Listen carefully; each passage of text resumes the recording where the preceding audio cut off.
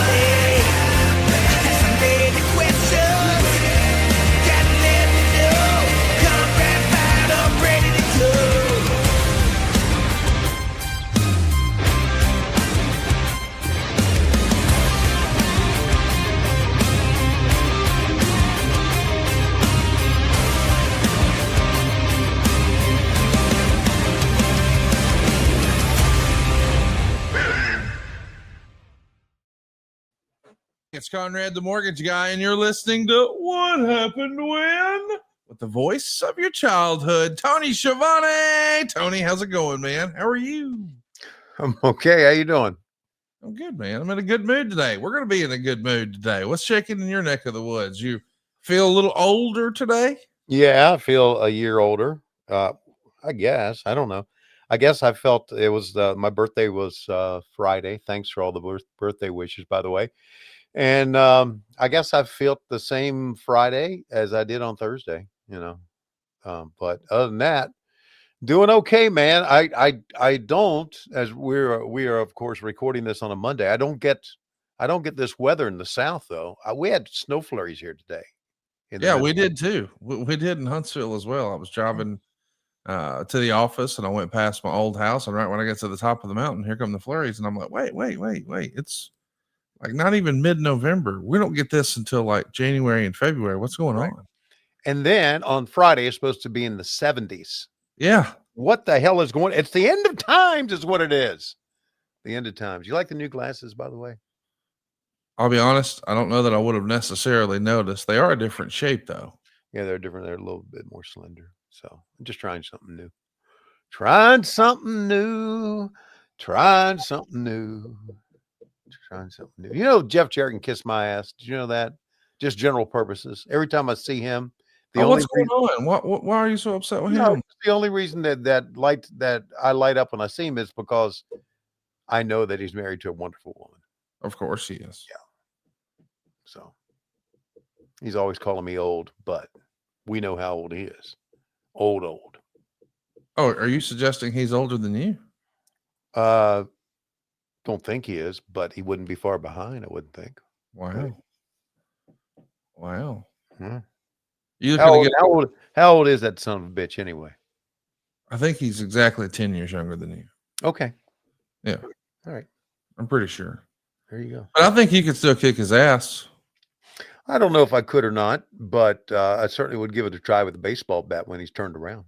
Well, if he's got a guitar and you got a bat, I think you're going to win, because I've seen his guitars, like whoever's making them for him, I don't think they're doing that good of a job. They keep falling apart upon impact. Like, yeah, no, it's like they're made out. I've never seen a bat do that in wrestling. No, me neither. Sting never hit anybody in the NWO, and it just splintered into 1,000 pieces. But that would have been a cool visual. Enough of that bouffant blonde hick.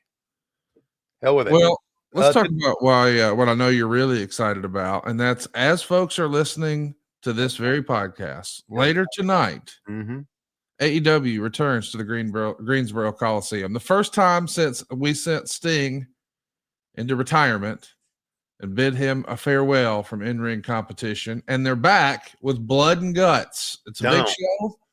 We got all the guys cramming into 2 cages, or 1 giant cage inside of 2 rings. We're even going to let the ladies do their best one cage, 2 rings, 3 words, blood and guts. And it happens later today. And I believe it's even going to be a longer show. They've got some extra time, and they may need it between these 2 cage matches and a world title match with Hangman Adam Page and Powerhouse Hobbs.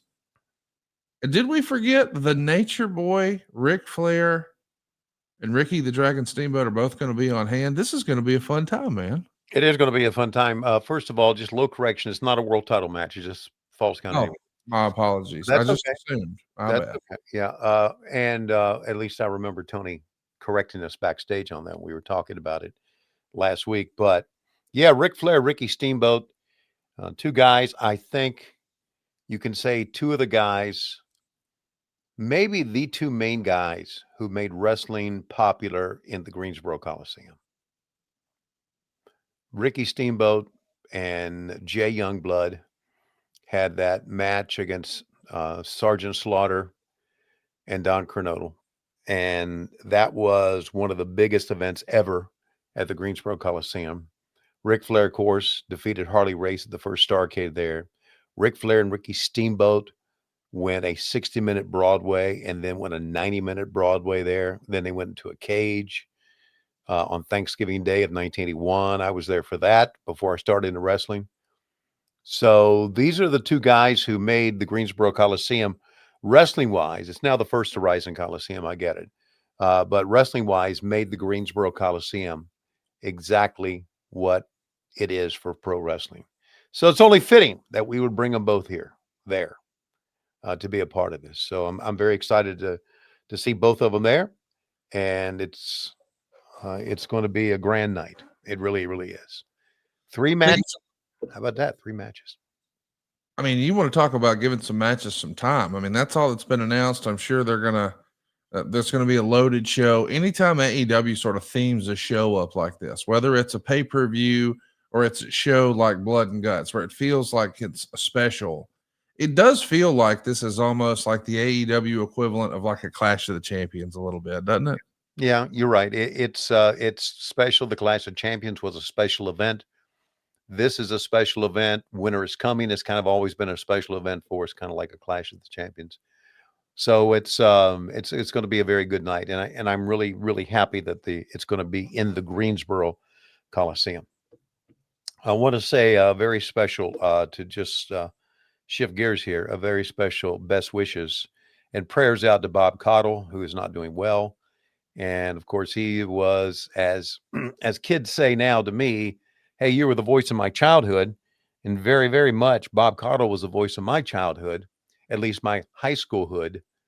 And then I was fortunate enough to be able to work with him, which is like a dream come true, right? When you work with one of your idols, not only watch and get to meet him, but get to work with him, get to stand there with him and hold microphones with him. So best wishes to Bob. So I know is not doing well right now.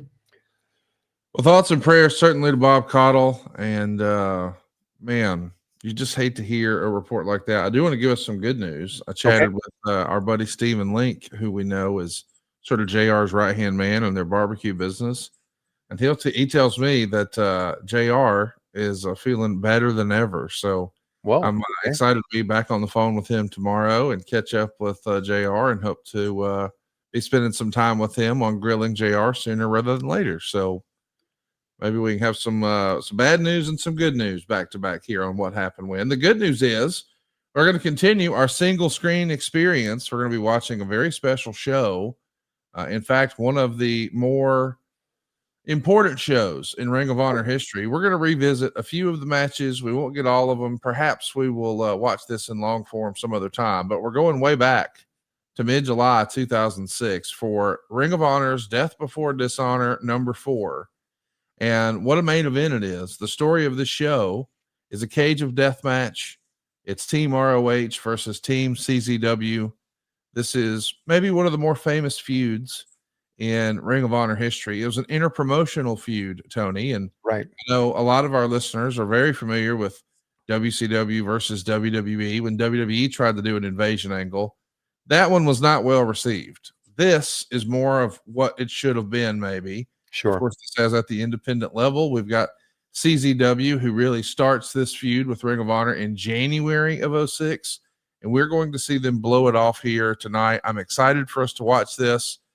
Tony, we've got some really great matches picked out that we're going to be watching tonight too. We're going to see Bryan Danielson wrestle Sanjay Dutt for the Ring of Honor World Championship. We'll also see AJ Styles work Davey Richards. And then that fabulous main event, Team ROH versus Team CZW in a cage of death match. I'm sure you've at least heard guys talk about this before, right? Conrad, I haven't. No. I just recently heard of CZW. Okay. Yeah, and it's oddly enough, we were talking about it backstage on Wednesday because of a couple of guys that worked at CZW before, and I never heard of the promotion. So I'm really looking forward to this. I really am. I tell you why I'm looking forward to it, because I've got a lot of good friends in the business. Sanjay Dutt is one of my closest friends, and boy, the work that he puts in, he and QT Marshall, that company couldn't run without him. He's one of my closest friends, and this is the first Sanjay Dutt match I've ever seen. Really? Yes. Oh, I'm excited about that. Yeah. I'm sending him a text right now. I said, I'm getting ready to watch one of your matches. It better be worth my time, you fucker. Well, No, let really. me tell you, I know that, you may be familiar with this, but Eddie Kingston was a CZW regular. He was not a Ring of Honor guy. Right. And maybe more famously or infamously at the time, neither was Chris Hero. Now, Ring of Honor had a reputation of being where the best in-ring performers who were really masters of the mat and masters of their craft, that's where they would go. So if you're looking for quote unquote work rate or technical skill, then you would look to Ring of Honor. And if you were looking for blood and guts and ultra violence, then you would go to the ultra violent promotion known as Combat Zone Pro Wrestling. Mm. And Chris Hero had developed quite a reputation for himself in CZW and certainly in Ian Rotten's Mid-South. There was a huge contingent of online fans who felt like, Chris Hero, why is he the only guy who's never been in Ring of Honor? And they turned that into one heck of a promotional feud. He started calling out Bryan Danielson, the Ring of Honor champion, on his live journal. So this is before there were Facebook walls that everybody was using and things like that. Right. And they built a really cool interpromotional event where at a CZW show, Bryan Danielson, the Ring of Honor world champion, and the smart marks in the crowd, they knew the backstory. Their guy, Chris Hero, had called him out, and now here he was. So when the CZW invasion happened in Ring of Honor and people saw the Necro Butcher and guys like that in Ring of Honor, people lost their mind, Tony. So I'm really excited for us to take a look at this. We're glad that you're joining us. If you haven't already, make plans to be with us next Monday night. It's whwmonday.com. That's where you can see all the fun that we're having and watch along with us if you're just listening in your audio feed. But now, thanks to our friends at Ring of Honor, you can actually watch the show with us. Be sure to check out Honor Club, and we appreciate them allowing us the opportunity to showcase some of the history of Ring of Honor. And want to give a shout out to Bad Money Slim, Homeroom King, Jack the Phone Guy, Yambag Jones, Coach Rosie, Derek Zoo, Bryant's in the house. We're going to have some fun watching some wrestling with our friends here on a Monday night. But before we get going, I feel like we need to mention that if you own a handgun for self-defense, your storage likely fits into one of two pretty frustrating categories. It's either locked away, meaning it's safe, but it's out of reach in case of an emergency, or it's unsecured, which means you're leaving it vulnerable to anyone. Well, Stopbox USA saw the problem, and they designed a groundbreaking solution. It's called the Stopbox Pro. With the Stopbox Pro, you never have to choose between security and readiness again. Its ingenious push-button locking system gives you fast, reliable access when every second matters, without the hassle of keys or reliance on batteries. It's 100% mechanical, so it works every time, no power needed. With the Stopbox USA, you can finally have both security and readiness. The Stopbox Pro's mechanical keyless system allows for fast, secure access without the risk of fumbling for keys when every second counts. It's also battery-free, so you never have to worry about your lock not working. And with the holidays coming up, there's never been a better time to upgrade your home security or give the gift of peace of mind to someone you care about. Whether it's for your own nightstand or a loved one who takes safety seriously, the The Stop Box Pro delivers the perfect balance of protection and preparedness. All of the Stop Box products are made right here in the USA, and the Stop Box Pro is even TSA compliant. Stop Box has a whole bunch of other innovative products too, things you'll like the vehicle safe, chamber lock, and other essential gear to keep you both prepared and protected wherever you are. See, the holidays just got a little safer and a whole lot more affordable. Right now, for a limited time only, our listeners are getting a pretty crazy good deal. Not only do you get 10% off your entire order when you use the code WHW10 at StopBoxUSA.com, but buddy, they're also giving you a buy one, get one free on the Stop Box Pro. That's 10% off and a free Stop Box Pro when you use the code WHW10 at StopBoxUSA.com. That's WHW10 at StopBoxUSA.com. Well, Tony, I'm locked and loaded here and ready to roll and watch a little Ring of Honor, Death Before Dishonor number 4. We're really excited about this. You ready? Yes, sir. Let's take a look at Sanjay Dutt in 3, 2, 1, play.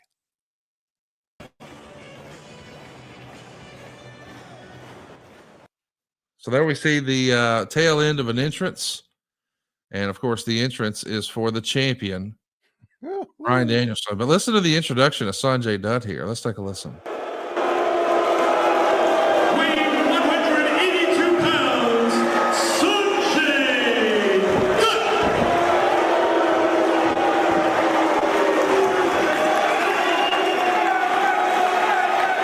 Oh my God, this is so freaking. He's got hair.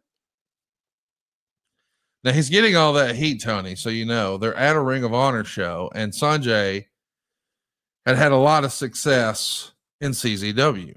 Right. So this is a whole card of like CZW guys versus Ring of Honor guys, and you can tell it's got a fun atmosphere. I'm not going to call it or compare it to One Night Stand, where there were WWE performers and the ECW diehards were booing them out of the building, but it is maybe the independent version of that, if you will. Gotcha.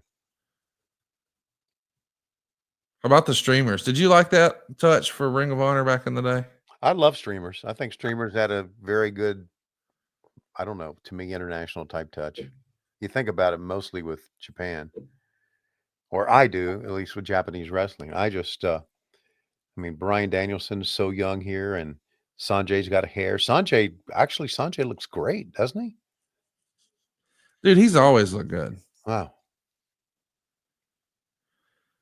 Sanjay at this point had a handful of multi-man matches and one singles match. But realistically, this is the first time he's getting a really high-profile match in Ring of Honor. Right. And it's for the world title against Bryan Danielson. And they're going to get plenty of time in this one, too.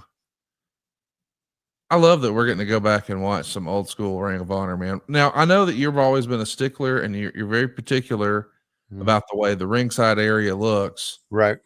Talk to me about this presentation. Do you like this or no? I do not like it where the hard camera is across from an entrance like this.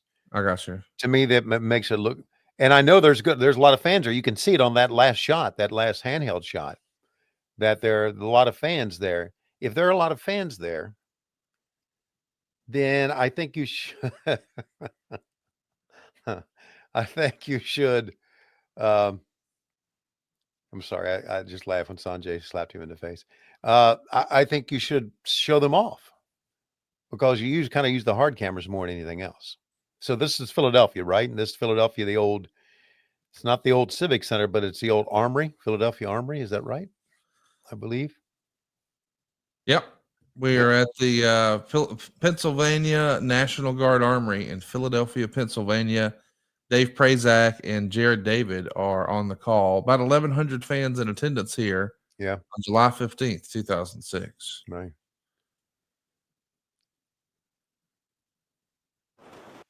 Sanjay's milking it, buddy, and they are booing his ass.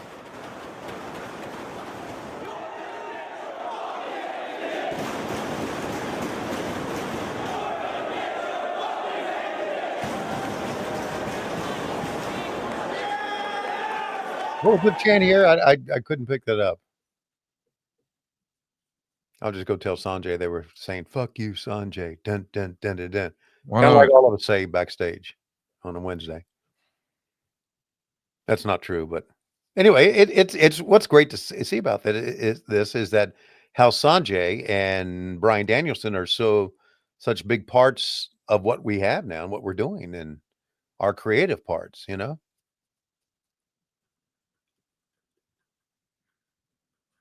Get him back. Sanjay milking this out. You know, and you get to a point, so he's a CZW guy, right? Combat Zone. I'm having trouble saying CZW. Glad I don't work for that promotion. But so he's working for them, right? Kind of. And Brian Danielson's a Ring of Honor world champ. So he's in hostile territory here. And That's exactly right. yeah, so he's doing a great job of, you know, now the fans are getting pissed off. He's back in the ring now, but the fans are getting pissed off. Go, get in the ring, you son of a bitch type thing. Brian slaps him and he oversells it, which is tremendous. Who's the referee? Is this a longtime ECW Ring of Honor referee? I should remember his name, and I'm forgetting it off the top of my head. We know it's not Judge Jeff Jones because Jeff Jones would stay in just one corner while they would wrestle. I mean, I want to say it's Todd Sinclair, but I'm not exactly sure. Okay. Yeah, Bryant's with me, and he says Todd Sinclair. Okay. I only said that because I'm used to seeing Todd with more hair, and obviously here he was keeping it buzzed. Keeping it buzzed. Sanjay just milking it again. Now, Danielson. Yeah, go ahead. Let's play some of it. Go ahead, Dave. Fans and one Where's that side, cop? ROH fans in the other, cheering on their respective match. And we get a clean break from Sanjay Dutt in the corner. How fitting, Dave, that in a world title match like this, you almost have like a World Cup atmosphere here with the fans of the two companies dueling against each other. And Sanjay Dutt, if he were to walk out tonight as the ROH World Champion, you would have to think that the CZW fans would absolutely lose it. Sanjay Dutt's able to win the ROH World title in this matchup, and the question becomes what happens during the Age of Death later on this evening as the two companies do battle.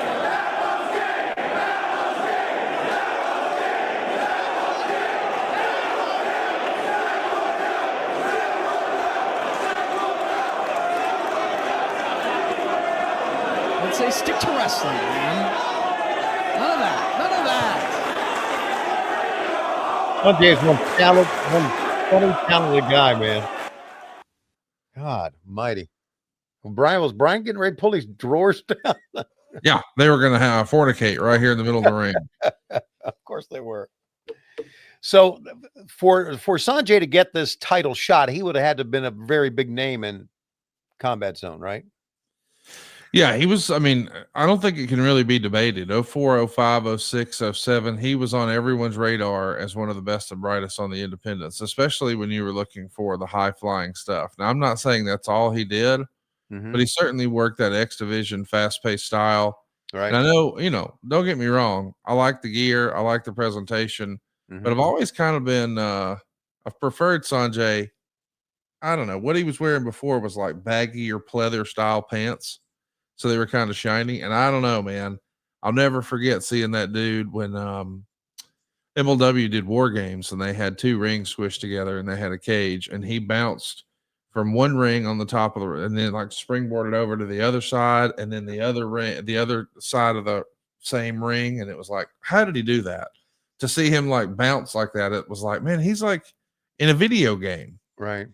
The world is not on its axis for him. And I was just so impressed with him. And I was always a big fan. So, and I have to admit, as much as I enjoyed watching him in the ring, never did I ever imagine that he would wind up enjoying so much success behind the scenes. And that's not because I didn't think he was capable. I just didn't know him, Right. so I didn't know that he had that skill set. I've only known high flying Sanjay Dutt. Right. So to see him, really thrive in a quote unquote office position was a real treat. I thought that was cool. Yeah, and the flip side for me, I never did know of Sanjay. I knew Sanjay Dutt wrestled. That's all I knew. Okay, until what I'm watching right here. I knew from shots that I've seen, I guess stills that I've seen, that he leaned into his Indian heritage. Yes. And but I did not know it was a high flyer. I did not know he could do things like this. Hell, I did not know he had hair. so So this is really a treat for me personally, to be honest with you, and I'm glad we're watching. And this match is really dragging ass, and it's not bad. Okay, They're playing because with the crowd. You know, yeah, they're trying to get the heat. It's old school. And the reason it's dragging is this is not, as a reminder, this is not when Ring of Honor had TV. They sure, are living and dying on DVD sales here. right, So what they're looking for are long matches that get good reviews and can get some buzz amongst the sickos. And that's what they're going to do here. So they're going to get like nearly 19 minutes, but it's not like they have to worry about, hey, we got to cram, 12 matches in 2 hours with commercials. Did you see Sanjay fly back on that punch? How great was that? that's what I laughed about. Oh God, It was like out of a Dick Tracy movie or something. He just flew like a stuntman. Huh. You mentioned Sanjay sort of relying on his Indian heritage. Some of his signature moves in this era: Bombay Buster, Hindu Press, Indian Summer. Of course. And the nicknames were the Guru and my favorite. Mhm. This is the one I remember hearing a lot. Okay. The original playa from the Himalaya. Good stuff. I think I got a Sanjay shirt that says that. There you go. He was.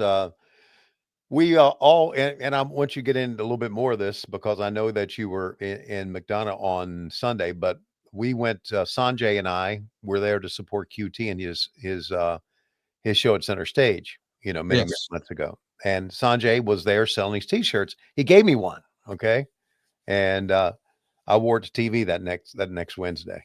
I love it. Yeah, so I got to tell you, I know it's probably not going to happen again, but I was really happy to see Sanjay Dutt have a couple of matches in AEW.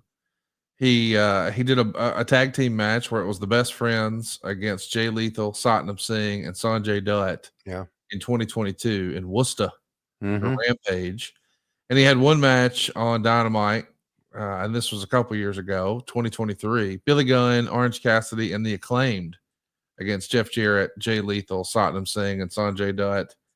And the idea that we got to see Sanjay do his thing in an AEW ring, I'm glad he got to check that box. Yeah, me too, and just entertaining guy, and of course. He and Jay Lethal, very, very close, very good friends still. And of course, he and Jarrett are as well. Yes. And I give Jeff Jarrett a hard time on this program, and deservedly so. But I don't know if anybody that knows more about pro wrestling than Jeff Jarrett. And I'm not talking about from just in-ring work. I'm talking about front office, how to book towns, the whole. I mean, he's done it all, really, hasn't he? Yeah. Yeah. And I'm by saying that I'm not disparaging anybody else, as some fans would love to see. Look at Sanjay go, man.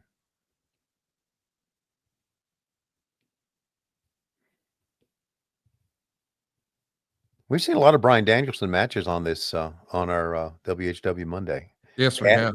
And I'm not opposed to it. I'm not opposed to it. Next week we should let's find ourselves a guest. I'm for it. Okay.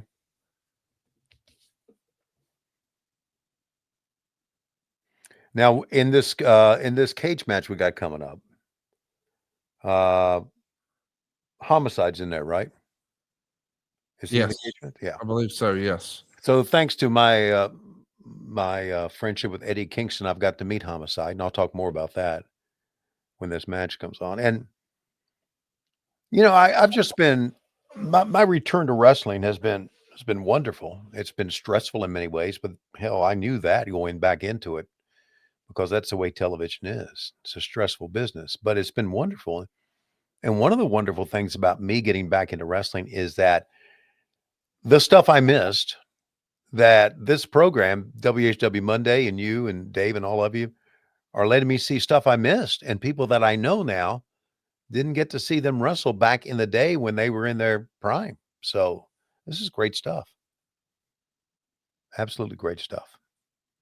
And I did see, and this, of course, I was talking to Excalibur extensively after we did our podcast last week, which was phenomenal. Anything Excalibur does is phenomenal. And I was talking to him about how entertaining Pro Wrestling Guerrilla was. And he said, did you ever see, and I think he mentioned this on the podcast last week, did you ever see the Jushin Thunder Liger butt spot? And yeah, he talked about, hey, he just kicked the legendary asshole. Right. So I watched it. He put it up on a laptop for me, and I saw it. And Chuck Taylor, Chuck was in there watching it with us, and Chuck said, I deny any involvement in this, or I deny any idea that this was going to happen. And I said, Chuck, it's one of the most entertaining things I've seen in a long time. He said, okay, then I was all a part of it. So it was just great. We've seen some great shit, and thanks to everybody who's been listening and watching along with us. It's been a lot of fun, and for me, it's just absolute joy to watch this. Let's take a listen to some of Sanjay Dutt and Bryan Danielson. Danielson firmly in control right here. I just gotta say, the buzz in the building, the buzz in the locker room, absolutely incredible. Whoever thought you would see a cage of death at ROH? Definitely a one-time only thing. I don't even know what to expect out of this one. 7 months in the making here. It's really 4.5 years in the making, as there's been a CZW ROH rivalry since basically ROH began, and now we're gonna see a cage of death coming up as soon as Bryan Danielson retains his belt here. I'm going back in the crowd. Wow. Thank you, Jimmy Bauer.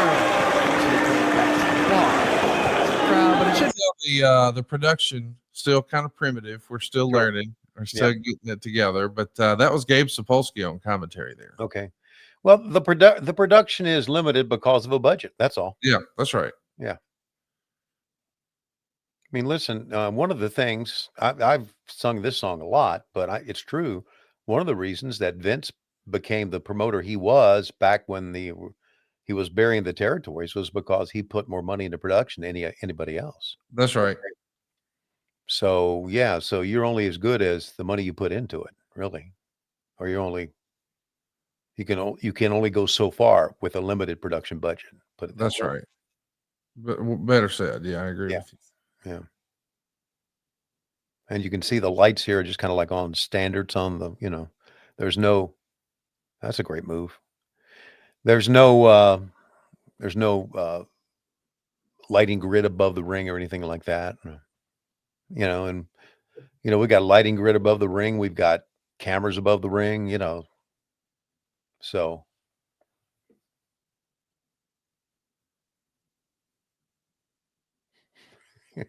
I love watching this era Ring of Honor, man. Yeah, I do too.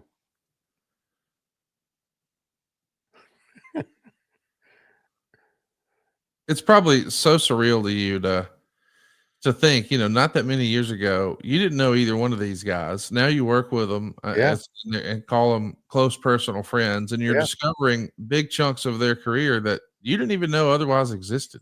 No, the only thing I knew about Bryan Danielson when I first met him, he showed up at that, was it All Out in Chicago years ago? Yep. Made his appearance.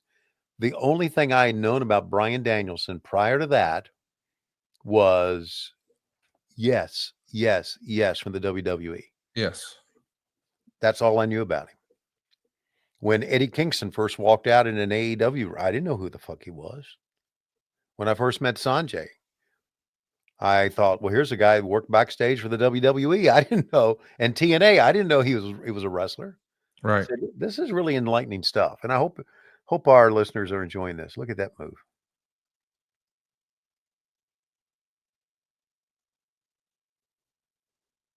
Hope you're watching along with us here at WHWMonday.com, seeing some early Bryan Danielson. Can you believe it's been 19 years? Like, No, I can't believe. Where does the time go? I don't know. And the older you get, guys, I'm telling you, the older you get, the faster it goes. The absolute faster it goes. It is a known fact, a known fact. Now, of course, time does go at the same speed, but it's talking about your realization and your life that goes by. Yes. Yeah. So is Chris Hero going to be in this cage match coming up? Yep. Absolutely. God damn. We're going to see a lot of folks that you're familiar with, Good. if I'm honest. Good. We've got on the Ring of Honor side, Ace Steel. Oh, wow. Who used to be with AEW. Adam Pearce, who is still with WWE. BJ Whitmer, Bryan Danielson, Homicide, and Samoa Joe. Yikes. And Tony, never in a million years will you guess who their manager is on this particular night. Go ahead and give me a guess of a manager you think it won't be, but it would be absurd. Bobby Heenan. All right, incorrect. Two Okay. more strikes. Hit me with two more that you think. There's no way it's this person. Cornette. Nope. One more. Last one. JJ Dillon. You nailed it. Whoa, wait. JJ was in Ring of Honor or CZW? JJ Really? Dillon is managing Team Ring of Honor here. Was he? Steele, Pierce, Whitmer, Danielson, Homicide, and Samoa Joe. Good God. How much did JJ spend in Ring of Honor? Oh, I don't think it was a ton. Okay, we'll look it up when the match goes. But their opponents that night will be Chris Hero, Claudio Castagnoli, Eddie Kingston, Nate Webb, and Necro Butcher. Tony, have you ever seen any Necro Butcher? No, I've not. I have a request. Okay. We're going to have to see if we can figure out how to get it. Like get permission. But I would love to have Bryce Remsburg come on one day and let me show you Samoa Joe bust Necro Butcher's head wide ass open. I was in the building that night. Okay. And I heard a skull hit concrete. Okay. And I saw plasma pour out of the hole in his head. I shouldn't laugh. And then he stood up. And they fought for real. As a Necro Butcher would, right? Yeah. Okay. So what promotion was this? You know, I'm forgetting now if it was CZW or it was Ian Rotten's IWA. Okay. But here's what I know for sure. Okay. It was in the ECW arena, and it was the night of or the night after Hardcore Homecoming. Yeah, it was the night after Hardcore Homecoming. And it was the night before the first ECW One Night Stand. So I went to the old ECW arena to see Hardcore Homecoming, and the next day to see this double shot of CZW and IWA Mid-South, and it was bananas. I think it was IWA, but I'm going to tell you, Necro Butcher and Samoa Joe, if I ever have anybody in my life who's like, hey, why do you watch that wrestling stuff or whatever? And they think it's just respectfully Hulk Hogan, then I may put on something crazy like Eddie Guerrero and Rey Mysterio, or I may put on something wild like Terry Funk and Ric Flair in the I Quit match at the New York Knockout, or Necro Butcher and Samoa Joe. Okay. We're going to have to see it. We're going to have to find it, see if we can get it on. So I guess it just went out right there, right? Referee decision. Yeah. Referee could stop it, and he did. But they went 18 minutes and 48 seconds. And technically, right after this, they would set up the Cage of Death, and that would be the main event. But what we're going to do is we're going to go back to the match before this, and we're going to watch AJ Styles and Davey Richards. Wow. But before we do that, I want to mention that today's show is sponsored by Raycon, and this message is sponsored by Raycon. Raycon's everyday earbuds have become a go-to gift for the holidays. They sound great. They last all day and then some. And they've got 32 hours of battery life. They actually stay comfortable no matter how long you wear them. And in fact, more than 4 million people already have a pair of Raycons. So if you've been curious, now's the perfect time to try them out. You see, for Black Friday and Cyber Monday, you can get up to 30% off all Raycon products. That's perfect for gifting or for keeping for yourself. The everyday earbuds are classics, and they're loaded with the upgrades. You've got the active noise cancellation. You got multi-point connectivity, so you can pair with two devices at once. And you've got an ergonomic fit that actually stays put no matter what you're doing. The new colors are a vibe. I'm really into the blush violet for my wife, but for myself, I kind of dig the cool mint. You see, these Raycons feel less like just earbuds and more like an accessory that matches me. Everyday features that live up to the name, too. You get a quick charge. That's 10 minutes. That gives you 90 minutes of playtime, up to 32 hours of battery life with the case, and even in awareness mode. Perfect for when you're walking the dog or running errands. You can actually stay tuned in to what's happening around you without ever missing a beat. Listen up. Over 3 million customers already love their Raycons. I know you will too. And they even give you a 30-day happiness guarantee. You see, if you don't love them, returns are easy. So you literally have nothing to lose. Raycon's doing it big for Black Friday and Cyber Monday. Everything's up to 30% off. Just click the link in the description or go to buyraycon.com/WHW to save on Raycon audio products site-wide. That's BUYRAYCON.com/WHW. Buyraycon.com/WHW. Tony, I'm fired up for us to take a look at this. And you see, we are joining it in progress here. AJ Styles in a feeling out process with Davey Richards. Have you ever met Davey Richards? I know the only time I think you would have maybe crossed paths with him just once, maybe, was at the Ric Flair's last match. I think that may have been the only time. I think I did meet him. Just briefly then. Yes. Yeah. Was okay, I was thinking that all right. Yeah, I'm thinking of somebody else. But I do believe I met him, yeah. At Ric Flair's last match. What a night that was. It was a crazy night, wasn't it? It was wild. It was freaking wild. But I'm glad I was a part of it. Oh man, I am too. Yeah. I couldn't have imagined doing it without you. Yeah. So, and I appreciate that. How was the One Fall Wrestling taping? Good? Had a good time? I always have a good time. I can't tell you how much fun I'm having. They've got so many great talent over there. You know, I don't know that you've seen him, but and even if you have, it may have been a while. Have you seen the Elijah Drago guy? He's the Ukrainian. He looks like his favorite wrestler, Sean O'Hare or Mark Jindrak from WCW. Okay.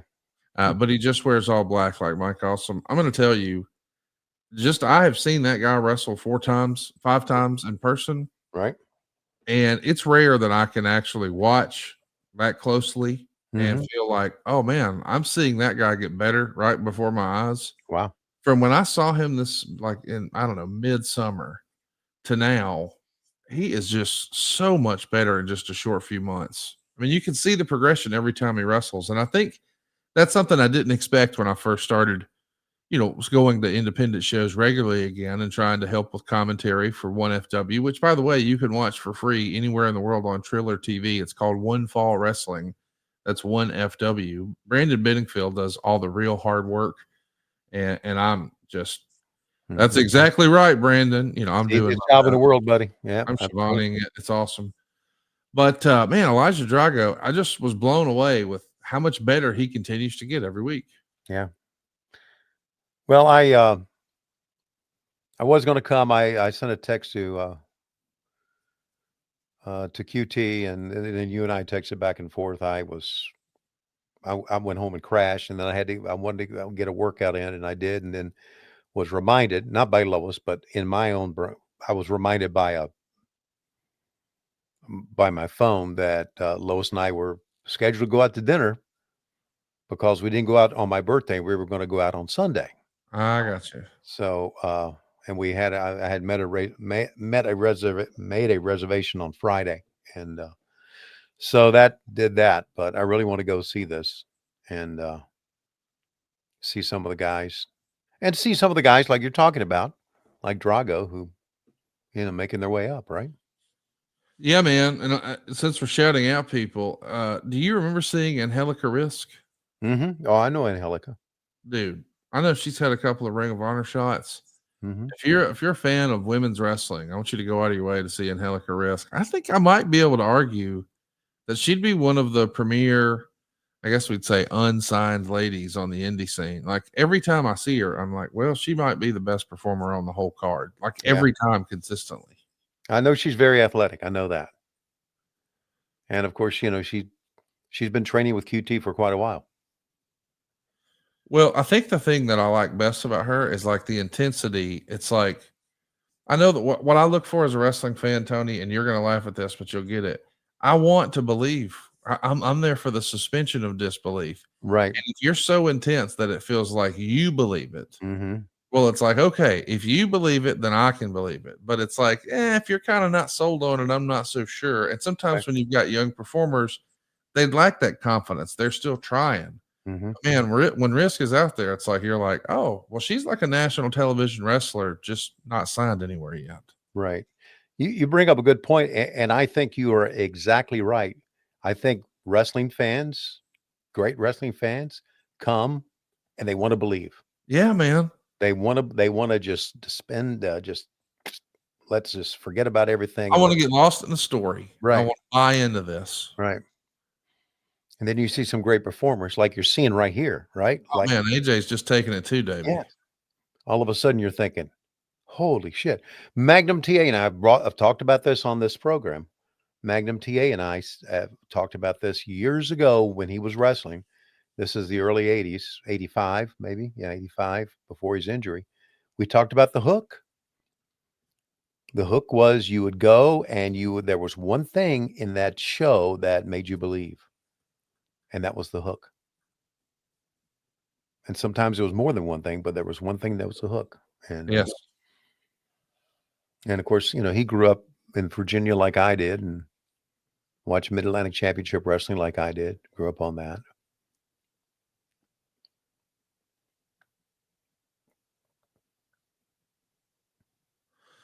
We're having a lot of fun watching some old school Ring of Honor. We hope you'll join us at watchroh.com. That's where you can find the Honor Club. I could argue it's one of the best values around. You get access to all of the library of all the best stuff that Ring of Honor's ever did. Not just including all of their current shows, but you get those too.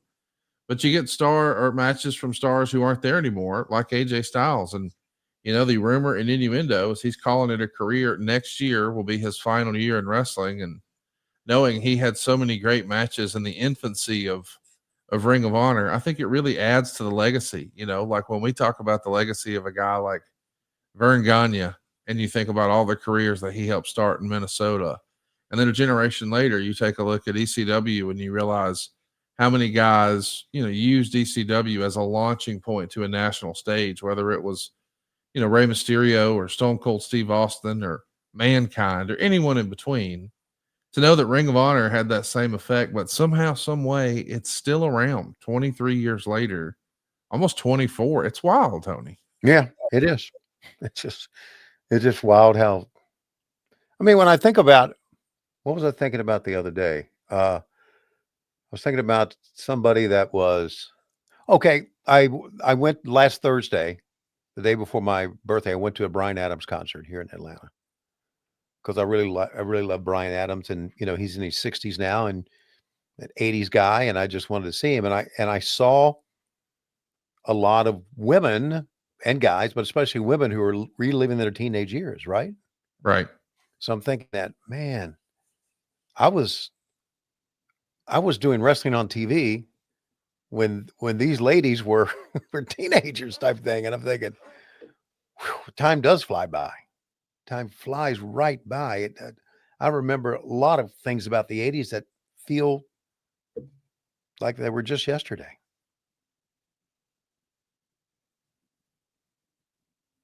Great sell that time by Richards. Tony, I'm going to try not to get us in trouble here. Oh, Jesus. Dave, get ready with your edit machine here. Go ahead. You ever met West Side Gun? No. You know what I'm talking about? No. For some reason it rings familiar, but I don't know what you're talking about. He's boys with Daniel Garcia and all the Buffalo kids. He's from Buffalo. Okay. And he's a hip hop star who has sat front row Oh, in yeah. some real prime seats for you guys before. And I know who you're talking about. Yes. Crazy diamond watches and bracelets and necklaces. Yes. Just a really successful rap artist, hip hop musician. And he has really leaned into pro wrestling in his songs. Like he's giving you shout outs and Bischoff shout outs and all that. And he's got a lot of tracks named after some of his favorite wrestlers. Like a lot of AEW talent have been given, songs named after them and shout outs and so forth. Well, you may have seen last month there was a billboard in Times Square in New York City, of course, and it had Virgil and the $1 Million Man on it. And it's because that was the cover art for West Side Gun's album. And last year, right after Sid passed away, he put Sid up there. But he's sort of honoring these now deceased wrestlers because Virgil has passed away and trying to, show some reverence and let them live on. Well, as the story goes, oh boy, West Side Gun was just kicked out of a WWE show right after it started. He had paid like $5,000 for the seat, and security came and escorted him out because they said they didn't want him there and he wasn't welcome. And I guess they're going to try to issue him a cease and desist to stop using their images or playing any clips of the audio on their shows or all this. But he's always been such a friend to wrestling. Yeah, that's not just AEW shows, but WWE shows. And he even has his own independent promotion, which a lot of AEW talent have appeared on. It's called Fourth Rope. And I've liked his music like before he was quote unquote involved in wrestling. He used to be a part of a group called Griselda, and I guess Griselda Records is still around, but I don't know, man. It just feels weird. Like, why would you not want a hip hop association with wrestling? It feels weird. I don't get why WWE is doing it. Well, I kind of do. Because they think they're bigger than anything else. Yeah. They think they do not need the association with anybody, including us, if you think about it, because, we used to be able to show some of that stuff here.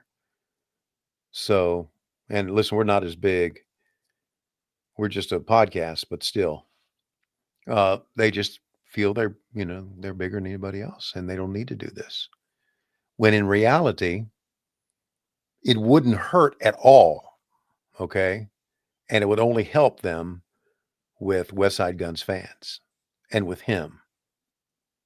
There's a lot of goodwill that I think you give up, that you give up when you do something like that. And you're seen as, the Death Star. You're seen as the evil empire, right or wrong. It feels like they're losing some goodwill. Like I can't see how this hurt them in any way. It didn't.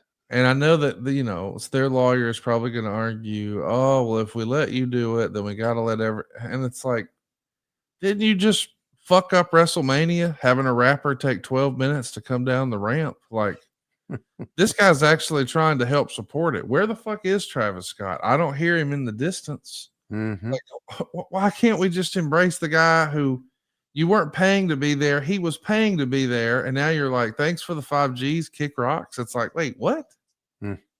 So anyway, I'm saying all that to say, you should welcome him to sit front row and rap about AEW wrestlers anytime he wants. I don't get that there's any downside to inviting West Side Gun to your shows. There's no downside. Sometimes you got to use common sense in wrestling. Yeah. And in business, I would think. You just got to use common sense. And sometimes common sense, not only in wrestling, but around the world, has been thrown away. And, I hate to say this because there's a lawyer out there that's a very good friend of mine, Mike Dawkins, as we know, the gimmick attorney. A lot of the common sense in this world has been thrown away thanks to lawyers. Well, these two guys are, dude, tearing it up. We're talking over a great match. But AJ Styles and Davey Richards here, two of the best in the game in 06. We know how incredibly talented they've been for their entire career, but this is fun to see. And coming up, man, this main event, woo! It's gonna be something else. So you say there's going to be blood. I think that's fair to say. All right, then. The main event. You want to guess how long that wrestle goes? 25 minutes. 40. Do what? I know. I said the same thing. I just did a double take. Yeah. Okay, well, let's see if they can hold our attention for 40 minutes. Okay. Look at that. Gee whiz. That's a luchador type tornillo. That's exactly right, Excalibur. I mean, Tony Schiavone. Hey, speaking of Excalibur, man, how fucking fun was watching PWG with him last week? Yeah, he's just so full of knowledge and experience, and you know, I said this to Dave Silva. He wrestled in CZW in a tag team, a comedic tag team. It was called Masturbation Destination or something like that. He admitted to it.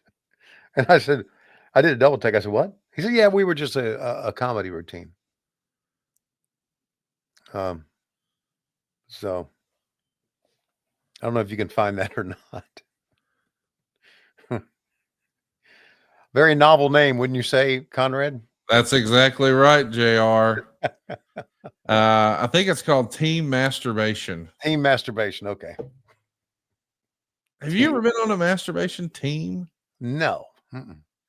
Do you remember his tag team partner? Because I'm going to tell you right now, his tag team partner, back when I was watching in the DVD era, I saw this guy's name and it made me laugh out loud. Okay. Beef Wellington. Beef Wellington. I remember one of his moves was named the Mad Cow Disease. Beef Wellington. So believe it or not, this is Claudio Castagnoli. Cannot tell it from the back, but I could tell it. Oh yeah, that's Europe's most money-making man. Right. And Samoa Joe in the ring. What do you think about this cage? I've never seen anything like it. It seems like it almost is there to keep the fans out more than the wrestlers in. I mean, this doesn't even, I mean, we know who it is. Yeah. But like you could not mistake Samoa Joe. But if you didn't know, it might take a few guesses to get that that's Claudio. Yeah. I could just tell from the profile. I have it on good authority. This is the type of cage that Bad Money Slim keeps around his bedroom. Really? Yeah. He has a sign out front that says, you're going to find out jumping off's a lot harder than jumping on. Oh, wow. So, Well, Ambag Jones says Claudio here looks like the love child of Sanjay and Matt Hardy. wow. How about that? Sanjay and Matt Hardy. Sanjay and Matt Hardy. So this cage, obviously, this cage is one man at a time type thing. Well, Tony, are you familiar with the way War Games works? Kind of. So they're ripping that off here, you see. They're ripping it up. Son of a bitch. They wanted you to know that when they booked James J. Dillon, you see. Gotcha. Oof. Not saying you wanna, but you gotta. Hey, you know, last Wednesday when I'm on the microphone and Joe comes out and I started talking, Joe screams, "Shut up." Yeah.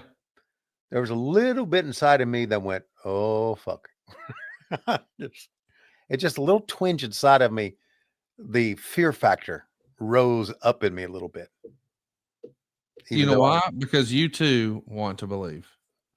Yes. And him looking at me and telling me to shut up for that fleeting second made me believe.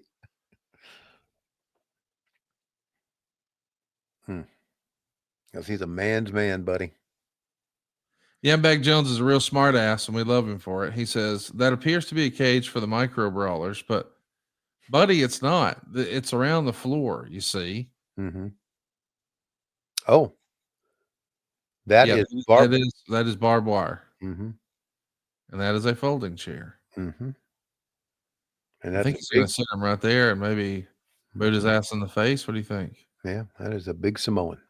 That's what I was going to ask a minute ago. Hypothetically, you don't want to. Samoa Joe's got to kick you somewhere. He's going to kick you, Tony. Right. But you get to pick where. Right. Where would you like for him to kick you and why? I think I would like for Samoa Joe to kick me in the shoulder. Okay. Not in my back because I got a weak spine. Not in my chest because I'll puke or I'll break a rib. And not in my ass because I could probably damage the end of my spine. And not in my legs because I'll probably blood a knee. So I guess I could go with getting shoulder surgery. It'd be the shoulder. I'm going to go with thigh. Thigh. Okay. Yeah. Hey, my thighs and my calf muscles are phenomenal. Really? Can you post a picture? Yes.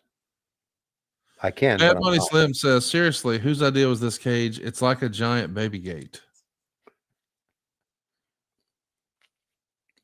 we love Bad Money Slim, but you know, he's rising up close to Adam DeMoy as far as being a smartass. Well, let me just give you a heads up as a reminder. This is not a Ring of Honor cage. This is a CZW cage. Oh, Cage of Death is a CZW style match.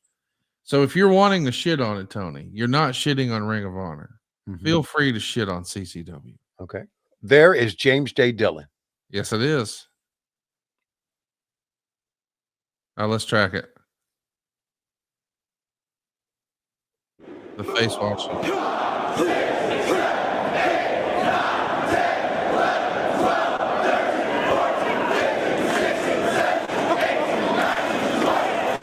we go.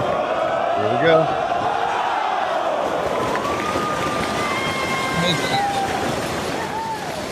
I never get tired of those spots. Now, Hey everybody, so by now you've heard me bragging about saving people money at savewithconrad.com for years, but I thought, you know what? Don't take my word for it. Let's ask someone who really did save with Conrad. Let's welcome in Tyrus. Tyrus, what's going on, man? How are you? I'm good, Conrad. How about yourself? Man, I'm delighted to talk to you. I got to ask, what made you come to Save with Conrad originally? Well, first, I'm a return shopper, if you will. I was listening to the podcast years ago now with you and Bruce, and I just figured we were in the mode for a refinance, and I heard you guys save money, so I called you guys, got hooked up with Jimmy way back then, and that's really how the ball started to roll. So initially you were interested in lowering your monthly payments, or did you want to knock out some credit card debt, or what was your goal the first time you went to savewithconrad.com? It was mostly just to get the lower rate, but there's a little bit of credit card debt in there too, so we rolled that all up. And you got a cheaper monthly payment on the other side of that? Yeah, yep. And with this time that I used, it saved me quite a bit a month. Yeah. So let's talk about what brought you back to Save with Conrad. First of all, thank you for using us not once, but twice. I appreciate that. But that was your needs back then. When was that? Was that 2020 that you did that before? Yeah, it was around that, maybe 2019, somewhere around that. Okay. So now a few years later, your needs have changed. What prompted you to go to savewithconrad.com this time? Well, we were looking to refinance once again because we bought during the high rate time, and we had, a little bit of credit card debt, and we thought, why not hit that refinance button? And originally we were thinking, why not just go through the national brand that was servicing our loan? I called one of them over there and he crunched the numbers and he said, no can do. Sorry. And then I thought, I'll just stay with Conrad again. And I called and the delightful Frances answered, and you know her. Oh, yeah. And the first thing after I told her what the national brand said, she just said, are they stupid? We can save you money.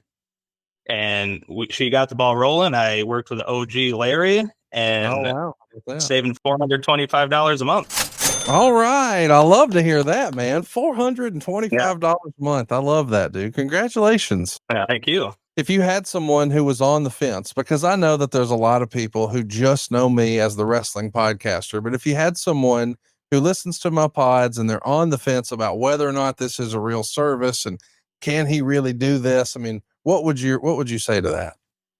Absolutely do it. It worked for me multiple times, from Jimmy way back when to Francis and Larry. It just, the whole team, they just had nothing but great things to say. They're easy to work with. They worked well with the inspectors and everything like that. It's just a great experience, and I would recommend it to anybody. Well, I'm glad that we were able to help save you some money, and I would be delighted if we could help save you and your family some money. Do what Tyrus did. Go right now to savewithconrad.com. You can talk to a live person, get a quick quote, or just drop us an email directly at Conrad@savewithconrad.com. And of course, we can still do it the old school way. Give us a call toll free at 888-425-0105. Thanks for all the time today, Tyrus. I really appreciate it. Thank you, Conrad. Animal lesson number 2129, Equal Housing Lender. SaveWithConrad.com. That shit's got to hurt. As a reminder, Joe is working some in TNA at this point. CM Punk has went to WWE. They both kind of went their own directions in 05, but somehow TNA allowed Samoa Joe to continue to spend some time here. And Bryce looked like was the referee here. A CZW referee.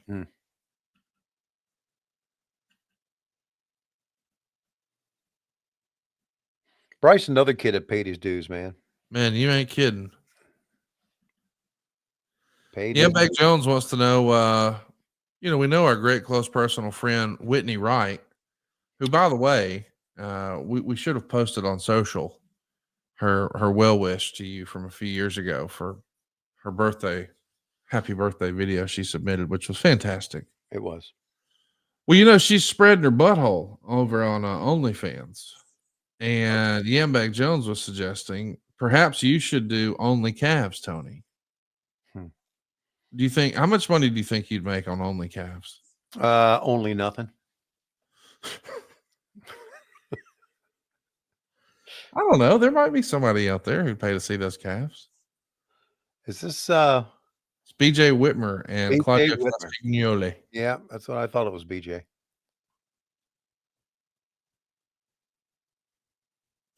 You see, he's got his what would you call it? Your bunkhouse attire. Yes, that's what he's got. He's got his bunkhouse attire.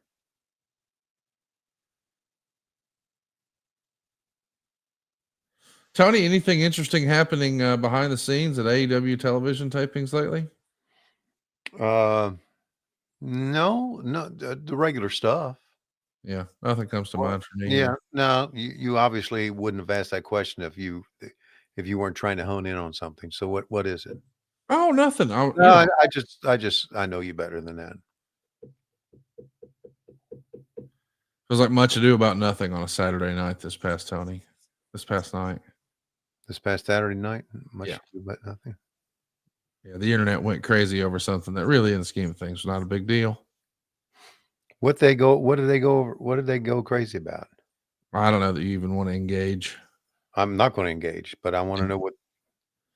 Allegedly, there were two gals who didn't work for the promotion. Okay. Who were asked to do a match and decided they didn't want to do the match, and they didn't do the match.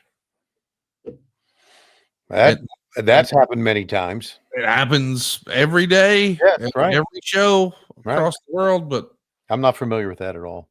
Yeah. Thank God. That's the thing. It's like, I don't even think this is a big deal to the appropriate parties. No. But, the internet narrative just runs wild on anything and everything. Oh, my God. Which is why we can always count on shows like this to point out what's really important. Great team names like Team Masturbation. Hey, by the way, here's Chris Hero. Let's take a listen to this welcome. Wow.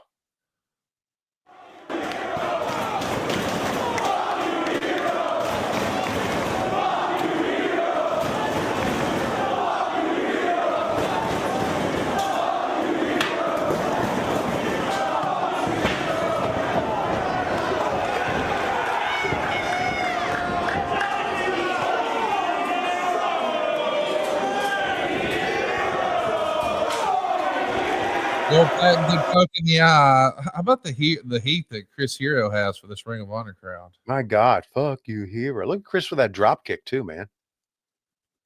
A talented guy, man.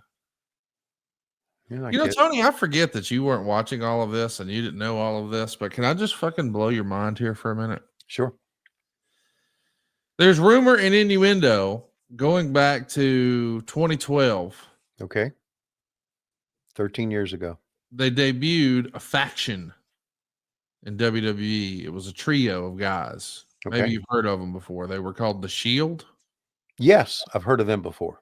So there was a guy named John Moxley on the Independents, and he came in and they repackaged him as this cat named Dean Ambrose. Dean Ambrose. And they had this other guy who had had a lot of success on the Indies, specifically here in Ring of Honor. And his real name was Colby Lopez, but he wrestled on the Independents as Tyler Black. They repackaged that young man as Seth Rollins. Okay. And so these are the two sort of independent veterans that they had. And they were put together, as the story goes. It was an idea from CM Punk. Uh-huh.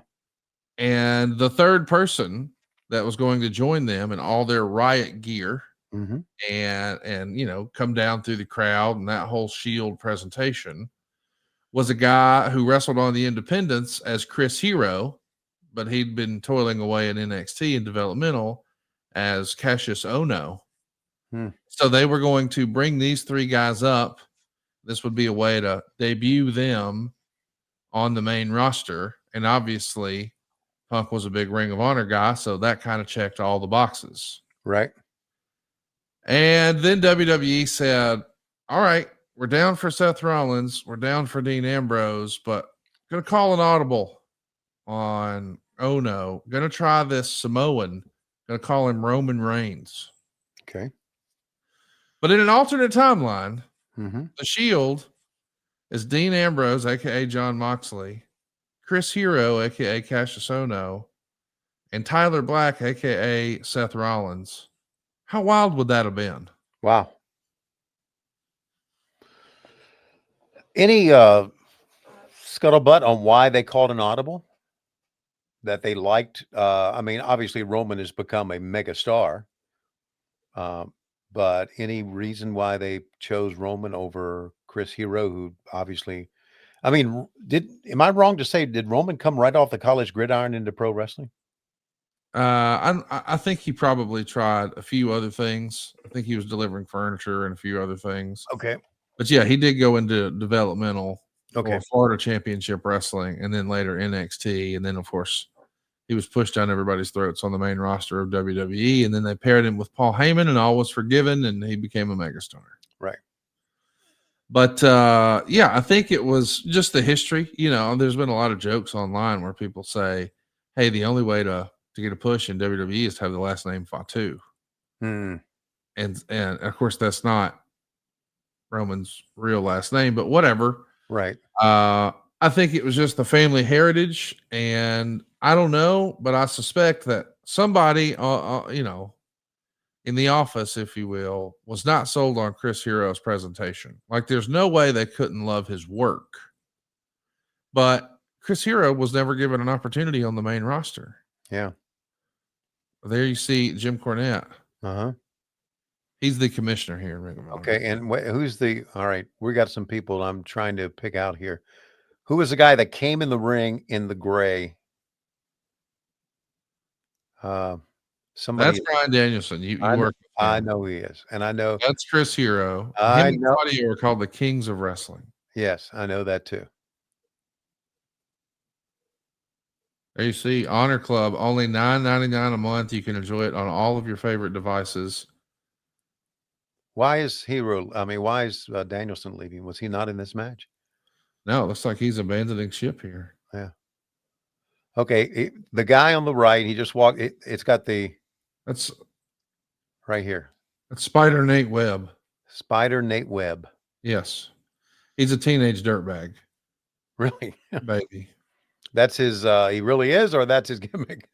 He comes out to that theme song. Okay. All right. Just want to make sure we had it right. He is a longtime CZW guy, IWA Mid-South guy, but he is longtime close personal friend, at least in that era. I don't know what their relationship is now with Chris Hero. I think they both used to make the long drive down to Nashville to try to get on the TNA shows. Let's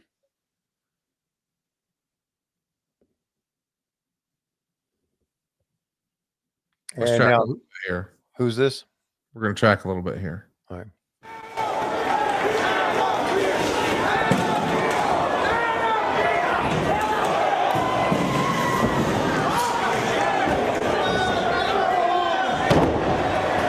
Well, I guess they cut the audio, but that's Adam Pearce. You see him as the Raw general manager these days.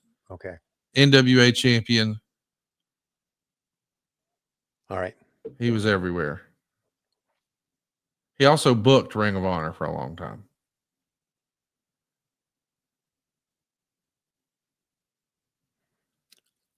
So he's on Team Ring of Honor, and it looks like they've got the advantage right now. And here comes Chris Hero with a trash can. Mm-hmm. So we got BJ Whitmer and Adam Pearce. Oh, Chris Hero and Spider Nate Webb throwing some cans around. Throwing some cans around. Oh, man. That's BJ bleeding right there. All right. I believe it. Yambag Jones has referred to Spider Nate Webb as Timu Kidman. No, I'm sorry. That was Bad Money Slim who said that. Timu Kidman. Ah, Billy Kidman. I'd smack him around, wouldn't you? Seen Tori Wilson lately? I've not. What's she up to? She looking Posting good? thirst traps on social media. She's what? Posting thirst traps on social media. Thirst traps? Yeah. I don't know what thirst trap is. I'm sorry. A scantily clad photo. Oh, that's called a thirst trap? Okay. Yeah, she's trying to get attention using her bits. Okay, I get that. Yeah, she's showing the bits. I'm sure she's still Here at. he is. Here's Necro Butcher. You never seen this guy, right? No. Comes in barefoot. Okay. See if you can poke holes in this, Tony. Okay.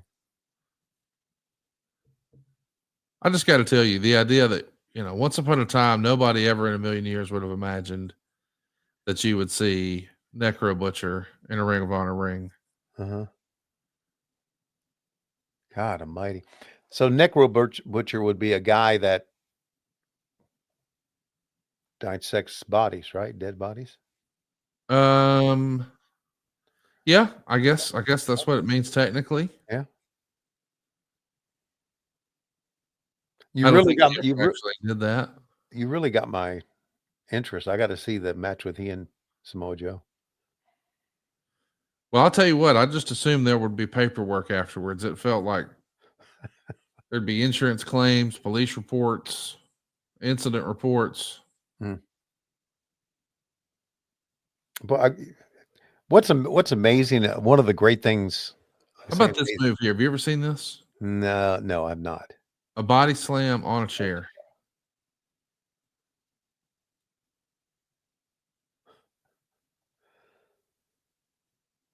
So one of the great things about watching these is I can go back now to TV and talk to the guys who guess what I saw?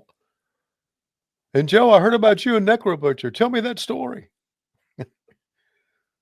Chris Hero, tell me about this Combat Zone Wrestling versus Ring of Honor cage match.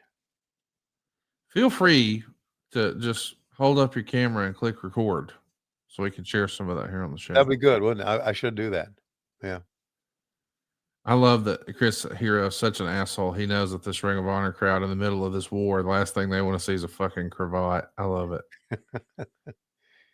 And now who is this that's come in? He's cleaning house, isn't he? Yes, That's he is. It's your former AEW ring. Yeah, Ace and I traveled a lot together, believe it or not. I always used to give Ace a hard time that he always got lost when we would travel, take a wrong turn. What a fun move that is. I'm going to hold the chair up and then I'm going to punch it into your head.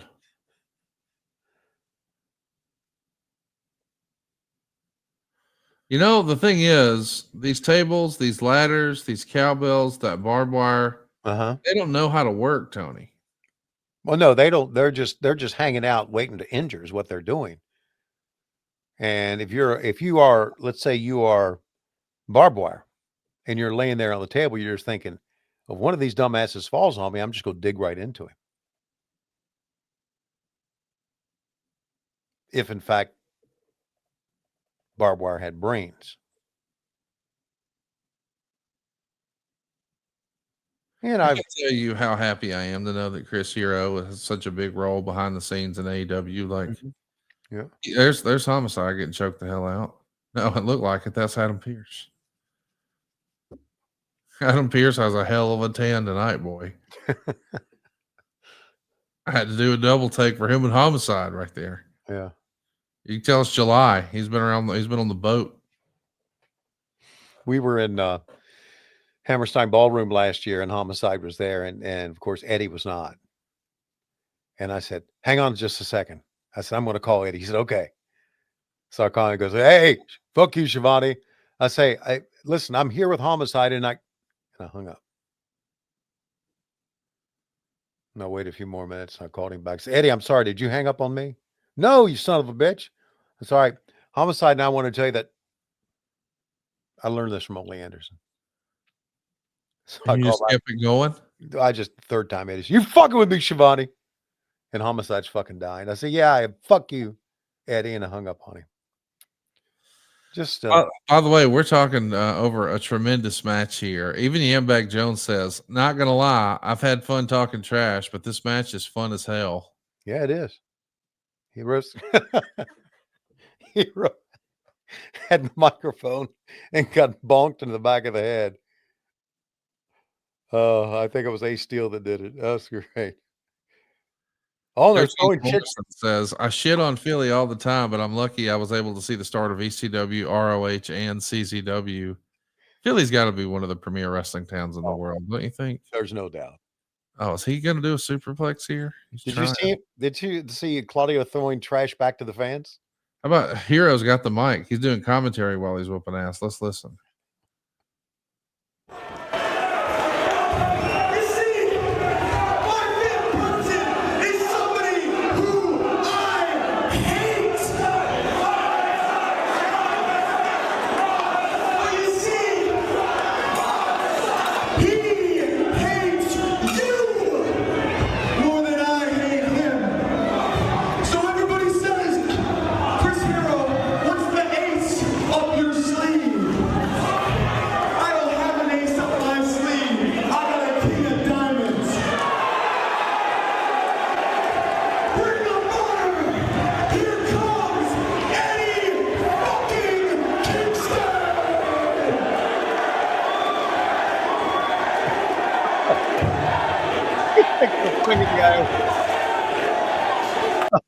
How great is Eddie Kingston, dude? There's nobody like him. There's nobody like him in any walk of life that I've met. Wrestling, baseball, grocery store, department store, radio. There's no human being like Eddie Kingston. I don't know why, but you saying I've never met an Eddie Kingston at the grocery store. I haven't. Is this a fucking right melon, you cocksucker, or is that one better? I don't need a bunch of shit. I just need to bring home the right melon, you motherfucker, you. Can you imagine? If Eddie Kingston saw me in a grocery store from a distance, he would go, "Schiavone, fuck you, Schiavone," and he'd keep pushing his cart. I believe Wouldn't matter who he would upset with his language. Just man, Adam Pierce is bleeding like a stuck pig out here. Yeah, he really is. And it may be some of this may be the hard way too, as they say. Well, with Necro Butcher, you never know. By the way, this is you can see this entire card over at Watch ROH. That's where you can check out Honor Club. It's only $9.99 a month. You can watch it on all your favorite set-top boxes too, like Apple TV and Roku and everything in between. JJ getting paid for just, and God love him for giving him a payday. Absolutely. Did he just show up for this match, or did they use him some others? A little bit here and there. Okay. You know, he's kind of local to the area. He was in Delaware, so he wasn't a far drive. Right. I think he was a prison guard at this point. Yeah, he was a prison guard. I mean, I knew he had been a prison guard, so I'm sure it was during this point. Can you believe that our friend JJ is 83 years old now? Once again, time flies right by. Kingston and Eddie, or Eddie Kingston and Hero. Classic. You know, they're teammates, but they struggle here getting along. Yeah. And there he is. Yep. Homicide himself. You want to talk about timing being everything. This guy would have been such a big star. Like if he came along 10 or 15 years later, 2019 AEW would have had a field day with Homicide. Just ring a board.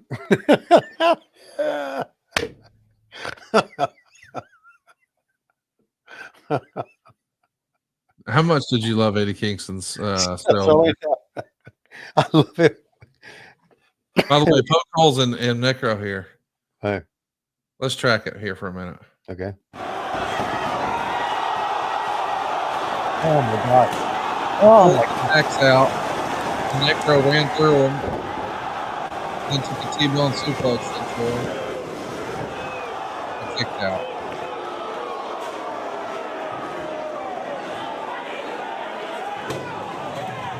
That was over Eddie Kingston's head. And now, what Homicide come up with here? he just brought out the silverware. He's throwing everybody a fork. Okay. He's got wrapped silverware he just stole from a Shoney's. And he's going to start stabbing motherfuckers. Like Eddie. There it is. Eddie's bleeding out of his forehead area now.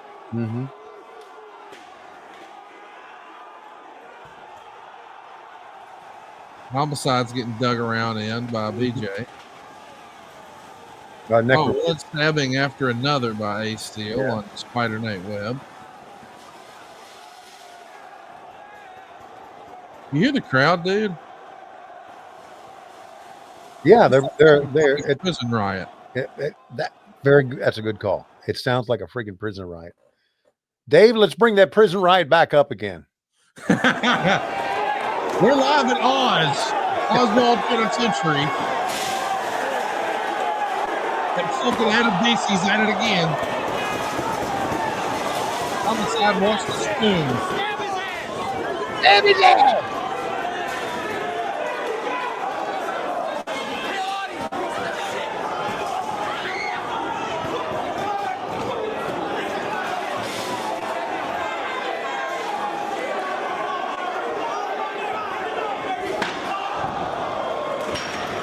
Didn't sound good. The barbed wire is hanging off the Necro as he's walking around. And BJ just stood on it and forced Necro to walk it off, so it just tore through the skin.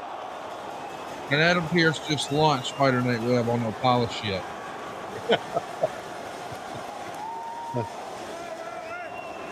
Necro has thumbtacks in the bottom of his bare feet.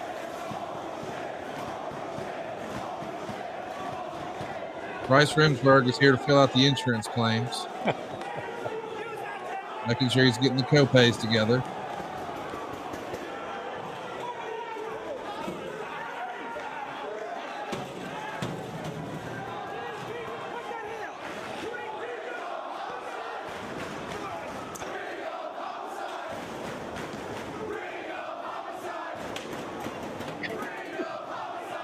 So they're chanting Ring of Homicide. Okay.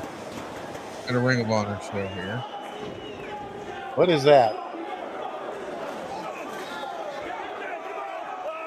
Another dining utensil. Fork to the forehead.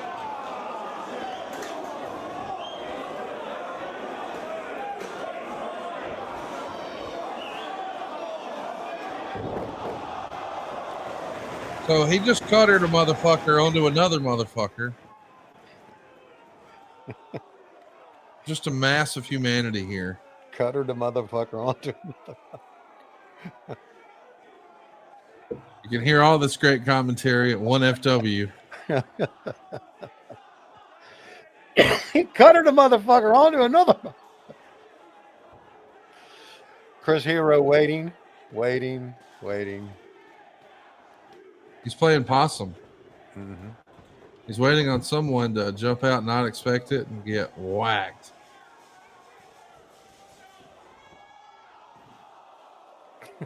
And Ace Steel just ate shit. And Eddie Kingston wants to remind everybody he's smart. Oh. Steel went flying. Oh, God, look at Eddie's face.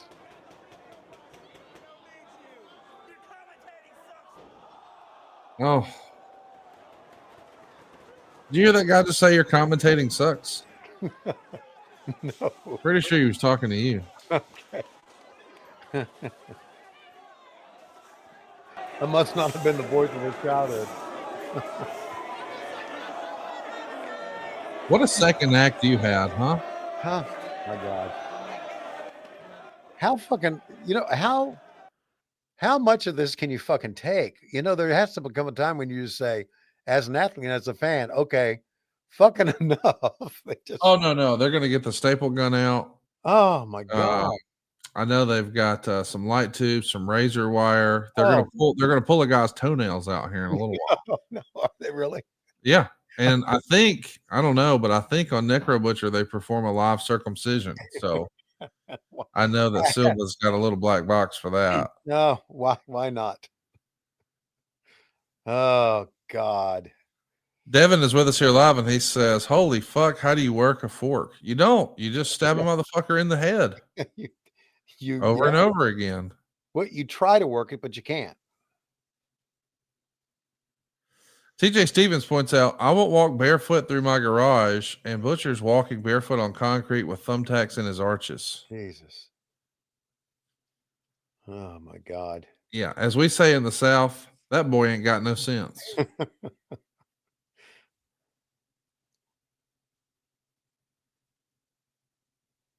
Oh, my God. That right there, ladies and gentlemen, is why Homicide is not wrestling today.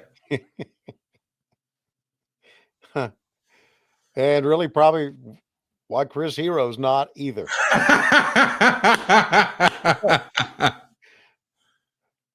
Hey, you know what? That's a pretty good Macho Man elbow for Adam Priest. It is. Todd Sinclair said, you know what? I'm just going to stand on the ground and count that on the apron over here. I'm not sliding in there with all that shit. I'm a goddamn referee. I'm not getting hazard pay for this bullshit. Somebody dropped their fork? Yeah, I'm just over here fidgeting around. Jesus Christ. What the fuck are we watching, Conrad? I mean, we've seen some crazy shit. He's taking the end of a 2x4 and grinding it into the forehead. Die, hero, die. Oh, God. Well, what else could you chant in something like this? I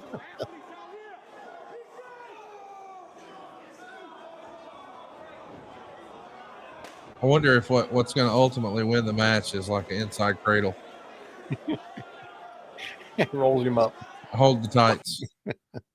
They're going to do the dildo of death, and then it's just going to end with a schoolboy. The dildo of death. He's got the dildo of death. What's he going to do with it? What do you think they do with it? I don't know, but I can't watch. Okay, I'll watch.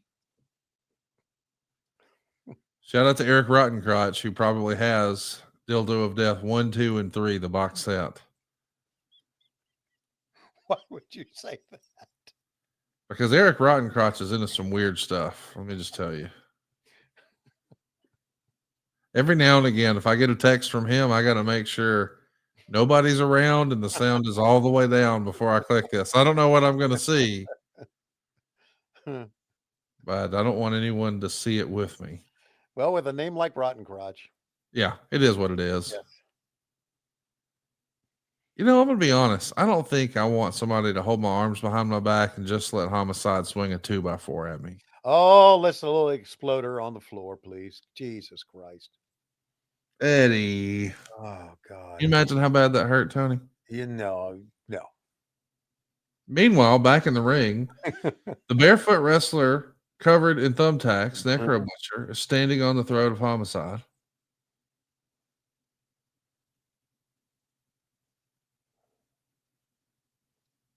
So And was the the CZW idea here to escape the cage? It looks like Chris Hero's trying to retreat, but Adam Pearce is like, nope, you're not getting out that easy. Or maybe they're There goes Spider Nate Webb. maybe they're just trying to do something. How about Claudio jumping from the ring to the cage? Yeah. What's he got in mind for Adam Pearce here? Oh, really? Claudio, one of the more yikes. Russian leg sweep off a cage, through a table, to the floor. And here comes Homicide on Spider Nate Webb.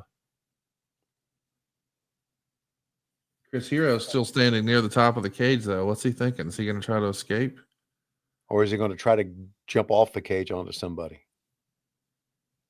Or is he going to do a fucking moonsault off the top of the cage? Just, nope, not going to hit my foot. Nope. He's going to try to do a fucking moonsault.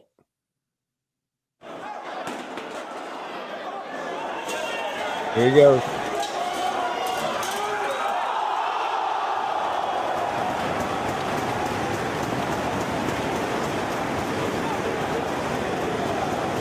Okay, so well, let me just say right now, Chris Hero, acknowledge him. That was good, dude. Yeah, it was good. And it got after all we've seen, it's still got a gigantic pop, right? Yes. Listen, they're in they don't hate. I mean, sure, it's the story, but they have appreciation for Chris Hero's efforts. No, of course. But it's fun to hate people in wrestling, you know? Think about how much fun Jeff Jarrett has been having for 40 years making people hate him. Yes. And that's why, I really think through the years overall, wrestlers will rather be a heel than a babyface, I think. Yeah, it's more fun. Chris. Brainbuster DDT onto a chair. Todd Sinclair comes in, but wham! Necro Butcher with Whitmer. I think Eddie Kingston just got hit in the yam bag.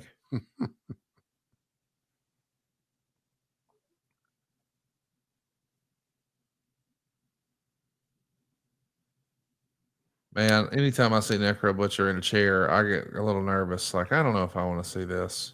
So, poorly. So Necro Butcher is no longer wrestling, I take it? No, he is every now and again. He had a real bad, at the back of his neck on the top of that chair. Oh, my God. There's no way to work that shit, too. He's a crazy son of a bitch, too. A few years ago, he was just posting everything to social media. Really? And he'd be like at a party and just tweet out a picture of what everybody was doing. And they were doing things that if there was a location tag, some red and blues would pull up. Okay. And you're like, man, that's not legal in some states. That's illegal in all of them. Put that away. Well, you can't fix stupid. And that's the thing. He's apparently like really, really smart, but you can't tell from that. Yeah. But you can see more of Necro Butcher in this fabulous feud on Honor Club at watchroh.com. Just scan that QR code if you're watching with us live here on WHWMonday.com. Necro Butcher just kind of looked like a homeless guy that decided to go in the ring. That's the charm. You know, somebody in the group chat here said, Necro Butcher has heels, has eyes vibes. He does. TJ Stevens points out, Necro Butcher just had razor wire forcibly removed from his skin, and they still did an eye gouge.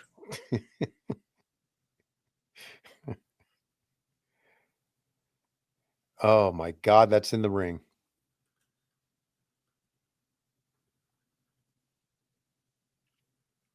Are you ready for this? No. I love it when you say, are you ready for this?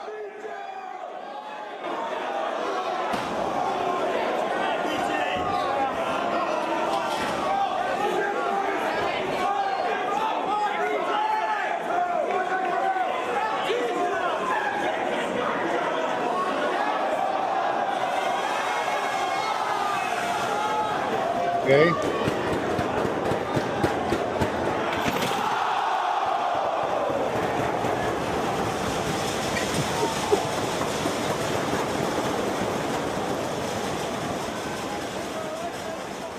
And I don't know if you noticed, but Necro Butcher raised up and asked him if he was okay.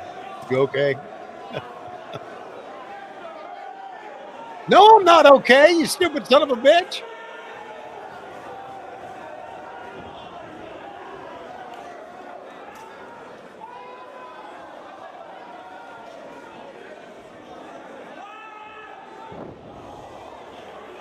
Someone is asking in the group chat here about Nick Gage.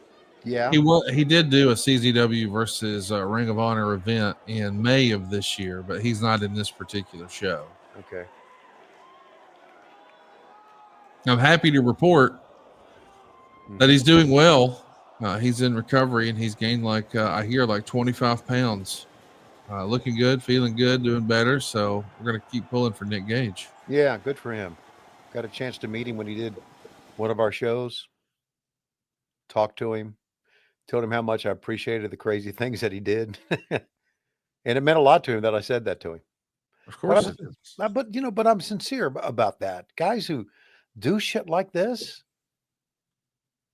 it's for the business. Yeah. Holy shit. That's it, boys. Count to 1,000. Look at the crowd, man. Listen to that.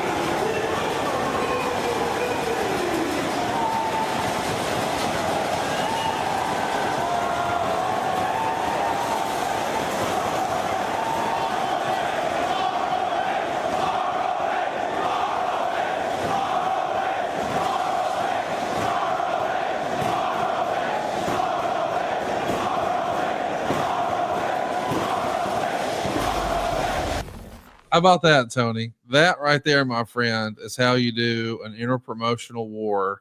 Go watch it all at watchroh.com. That's how you can join the Ring of Honor Club. See the entire feud start to finish. But there's a lot of criticism that's gone around for years about the WWF and WCW invasion. But we just saw the way it should have been done. Right. The independents nailed it with CZW and Ring of Honor. Bad Money Slim liked it. Yambag Jones liked it. We hope you liked it too. We're going to be back watching wrestling with our friends again next week. And we hope to see you here, Tony. But right now, it looks like it's about that time. And ladies and gentlemen, we just found out that Homicide has brought out a spoon and he's ladling the blood off the forehead of Eddie Kingston like it's tomato soup. Don't stick that in your mouth. Wait a minute. He's got a 2x4 and he whacks Eddie Kingston in his pee-pee. Eddie Kingston got whacked in his pee-pee. In his pee-pee. Fans were desperately out of time. We'll see you next week on What Happened When. We come to you Wednesdays on the Libsyn Radio Podcast Network. But each and every Monday, we come to you ad-free and exclusively on Patron, patreon.com/WHW Monday. And of course, adfreeshows.com.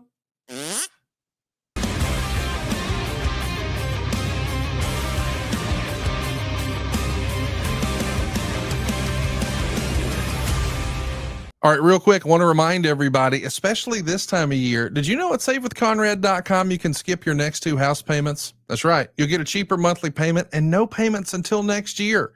How about a little Christmas vacation from house payments? That's right. No payments in November or December at savewithconrad.com.